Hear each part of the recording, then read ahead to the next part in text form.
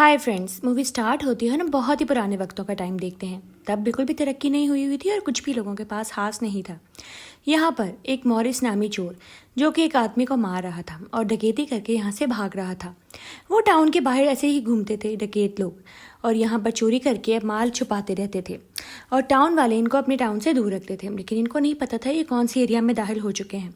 उसका साथी बकी भी उसके साथ होता है, लेकिन यहाँ पर अचानक से एक तीर आता है जो कि उसके साथी के सीने के आर पार हो जाता है, क्योंकि वो समझ नहीं पाते कि वो कौन सी जगह पे खड़े हैं।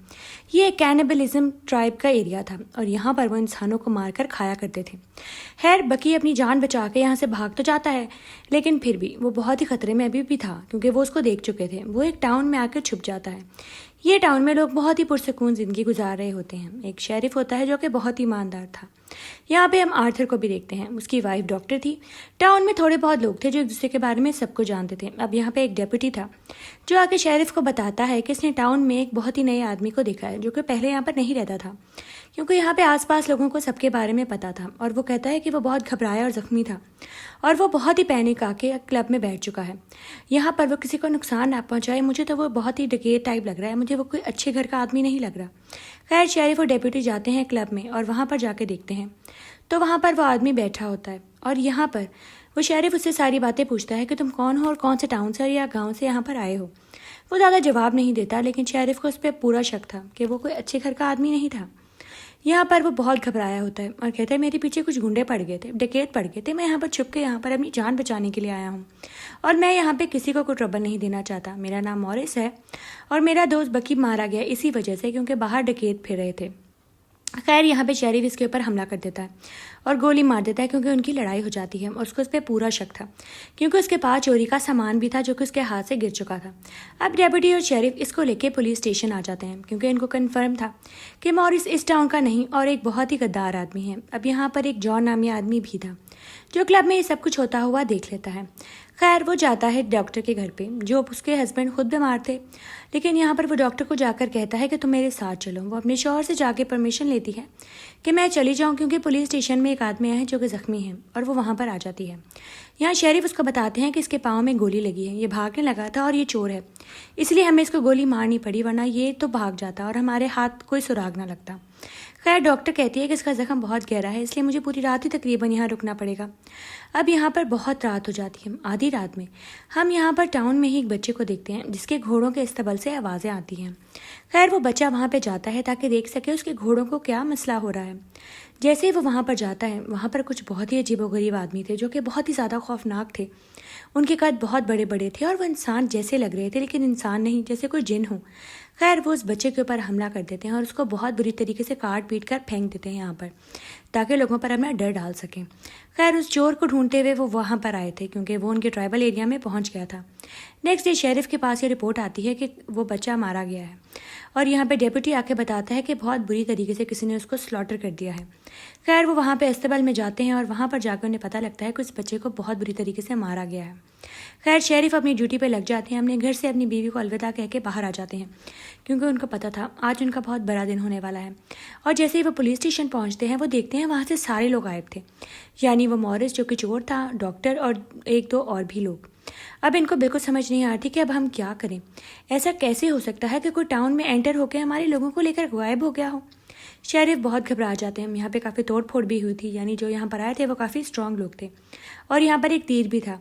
अब वो कैप्टन जो है यहाँ पर सबसे पुराने रहने वाले थे, उनको जाकर दिखाते हैं कि ये तीर किस कबाइल का है। खैर, यहाँ पर वो आर्थर को भी आकर बताते हैं कि तुम्हारी वाइफ को कुछ लोग ले गए हैं, हम तुम्हारी वाइफ को वापस लेकर आएंगे। वो हमारी टाउन की डॉक्टर है, हमारी इज्जत है, हम उसको लेकर आएंगे। लेकिन आर्थर का पाँव बहुत जख्मी होता है, फिर भी वो कहता है मैं साथ जाऊँगा। खैर, अब क्लब में मीटिंग बैठती है और सब लोग वहाँ पर इकट्ठे हो जाते हैं। शेरिफ सबको बताते हैं कि यहाँ पर क्या हुआ है। एक बच्चा मारा गया है और कुछ लोग गायब हैं। आर्थर बहुत परेशान था कि उसकी बीवी के साथ न जाने वो लोग क्या करेंगे। खैर, कैप्टन यहाँ पर उनको बताते हैं कि ये कबाइल जो है इंसानों को खाने वाला कबाइल है, ये बहुत ज़्यादा खतरनाक लोग हैं। अगर उन्हें हमारे टाउन का अगर रास्ता देख लिया है तो वो एक एक करके लोगों को यहाँ से ले जाते रहेंगे और वो लोगों को ले जाकर उनको मार कर खा जाते हैं।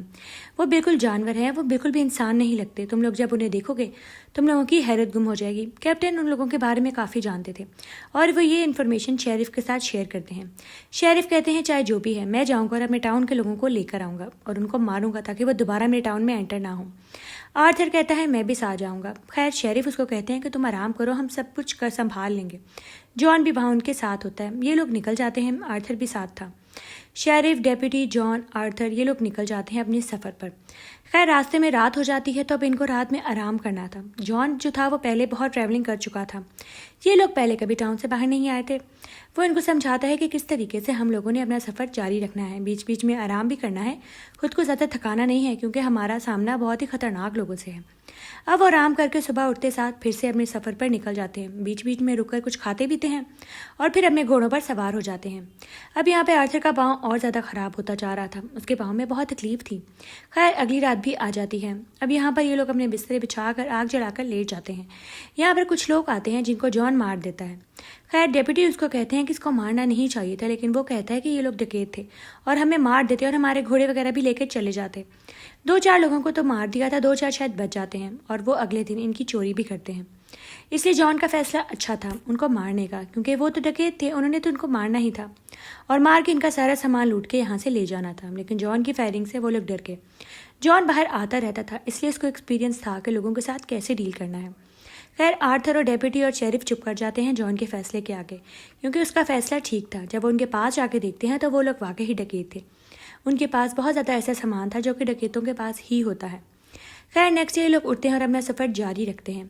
यहाँ पर आर्थर का पाँव मज़ीद ख़राब होता जा रहा था और उसके पाँव में बहुत दर्द हो रही थी, लेकिन फिर भी वो अपने काम पर लग जाता है। वो कहता है मैं वापस तुम लोगों के साथ ही जाऊँगा। वो लोग कहते हैं कि तुम यहीं पर रुक जाओ, हम तुम्हारी बीवी को ले आएंगे, लेकिन वो यहाँ पर नहीं रुकता। खैर वो कहते हैं तुम आराम आराम से आओ, हम लोग तेज़ी से चलते हैं, तुम आराम आराम से आओ ताकि तुम्हारा पाँव ज़्यादा ख़राब ना हो। उसको ये आइडिया अच्छा लगता है और वो पीछे आराम आराम से आता रहता है। डेप्यूटी, शेरिफ और जॉन जो थे वो तेज़ी से आगे बढ़ने लगते हैं और खैर वो उनके कबाइल के पास पहुंच जाते हैं जहां पर वो कैनिबलिज्म ट्राइब रहता था। यहाँ पर आकर वो लोग डिसाइड करते हैं कि इनको कैसे अटैक करना है। जॉन इन सबको अपनी अपनी पोजीशंस के बारे में ही बता रहा था, इतने में ही इन पर हमला हो जाता है। वो कबाइल वाले ऊपर पहाड़ों से इनको देख रहे थे और वो जॉन को एक तीर भी मारते हैं जिससे वो जख्मी होकर नीचे गिर जाता है और शेरिफ के ऊपर हमला भी करते हैं, लेकिन शेरिफ बहुत चालाकी से अपने आप को बचाने में कामयाब हो जाते हैं। उनके गले में एक सीटी थी जो वो लोग नोट करते हैं, जिससे वो एक दूसरे से बात करते थे क्योंकि शायद उनकी ज़बान तो थी नहीं। जॉन बहुत ज़ख्मी हो जाता है और वो शेरिफ और डेप्यूटी को कहता है कि आप लोग आगे बढ़ें, मैं इनको स्लो डाउन करता रहूँगा। जैसे जैसे ये लोग इधर आएंगे मैं इनको गोली से उड़ाता जाऊँगा और आप लोग उन तक पहुँच जाएंगे और उनको बचा लीजिएगा। मेरा बचना तो वैसे भी मुश्किल है। खैर यहाँ पर इनको पीछे से गन शॉट की आवाज़ें आ रही थी क्योंकि जॉन ने पीछे से काफ़ी लोगों को मार दिया था। इनको इतना तो आइडिया था कि 15 से 20 लोग हैं। खैर एक एक करके वो इन सबको मारते हुए आगे बढ़ते चले जा रहे थे क्योंकि इनको उस लड़की को और अपने लोगों को बचाना था। जैसे ही वो लोग पकड़े जाते हैं उनको आके यहाँ पे पिंजरे में बंद कर दिया जाता है। यहाँ पर वो लड़की भी कैद थी जो कि आर्थर की बीवी समैंथा थी। वो डॉक्टर इनको बताती है कि हमें यहाँ पर ले आए हैं और 2 जो और कैदी थे उनको मार के एक एक करके ये लोग खा रहे थे। अब सिर्फ एक ही बचा है, आज शायद उसको खाएंगे। और ऐसा ही होता है। वो उस आखिरी लड़के को भी उठाकर ले आते हैं जो कि उन्हीं के टाउन का था और यहाँ पर उसको बहुत बुरी तरीके से स्लॉटर करके मार दिया जाता है और उसको खाया जाता है। खैर शेरिफ कहते हैं आज का दिन तो इनका निकल जाएगा, लेकिन बाकी कल अब ये हम तीनों में से किसी एक को मारेंगे। यहाँ पे समैथा बताती है कि मेरा हस्बैंड ठीक है और वो कहते हैं कि वो भी हमारे साथ है, वो हमारे पीछे पीछे आ रहा था, वो हार नहीं मानेगा, तुम्हें बचाने के लिए यहाँ पे ज़रूर आएगा और हमारी मदद करेगा और हमें यहाँ से बचा ले जाएगा। शेरिफ को पूरा यकीन था कि आर्थर हिम्मत हारने वालों में से नहीं है। अगर वो पहले नहीं हिम्मत हारा तो वो अभी भी नहीं हारेगा। वो उसकी वाइफ को कहता है तुम फिक्र मत करो, तुम्हारे हस्बैंड को तुम्हारी बहुत फिक्र थी और हम इन सबको मार के जाएंगे ताकि ये लोग दोबारा हमारे टाउन में ना आए। वो एक एक करके इनका शिकार करने के बारे में फैसला करते हैं कि हम एक एक करके इनको मारते चले जाएंगे ताकि ये ख़त्म हो जाए और इतना खौफनाक कबीला दोबारा ना मिले। खैर यहाँ पे आर्थर आता है और सबसे पहले वो एक औरत को मारता है जो इन्हीं के कबीले की थी। उसके हाथ में गन थी जिसे वो इनके ऊपर पूरी तरीके से फायर कर रहा था। खैर वो उसके गले में से वो सीटी भी निकाल लेता है जिसकी मदद से वो एक दूसरे को बुलाते थे और इस सीटी का इस्तेमाल करके वो एक एक करके उन सबको बुला रहा था और जैसे ही वो लोग वहाँ पे आ रहे थे वो उन्हें अपनी गोली से उड़ाता चला जा रहा था। अंदर आर्थर को आवाज़ आ जाती है और शेरिफ, डेप्यूटी सबको पता लग जाता है कि आर्थर आ गया हमें बचाने के लिए। वो लोग अंदर आते हैं और सबसे पहले वो डेप्यूटी और शेरिफ के ऊपर अटैक करते हैं। शेरिफ उनका बहुत बहादुरी से मुकाबला करते हैं, लेकिन फिर भी वो शेरिफ को जख्मी करने में कामयाब हो जाते हैं। आर्थर जैसे ही अंदर पहुंचता है वो आर्थर को कहते हैं तुम इन तीनों को लेकर यहाँ से चले जाओ, तुम तीनों यहाँ से भागो और टाउन को जाके बचाओ और मैं जो बाकी 2 बचे हैं इनको मार कर ही आऊँगा, देख लेना। मैं तो वैसे भी जख्मी हो चुका हूँ, मैं भी उठ नहीं सकता। खैर वो उन सबको भगा देता है और उसके हाथ में एक गन होती है और वो सीटी वो ले लेता है और वो कहते हैं कि करके मैं इनको बुलाऊंगा और इनको मारूंगा। ये लोग हैं तो बेवकूफ़ जानवरों की तरह ही। और पीछे से इनको 3 गन शॉट की आवाज़ आती है क्योंकि सिर्फ 3 ही बचे थे और तीनों कैनिबल्स को उसने मार दिया। और यहाँ पर उसने अपने टाउन को इस मुसीबत से हमेशा हमेशा के लिए बचा लिया क्योंकि वो एक बहुत ही ईमानदार शेरिफ थे। और यहाँ पे आर्थर इन दोनों को लेकर अपने टाउन वापस चला जाता है। दी एंड। मूवी यहीं पे ख़त्म थी।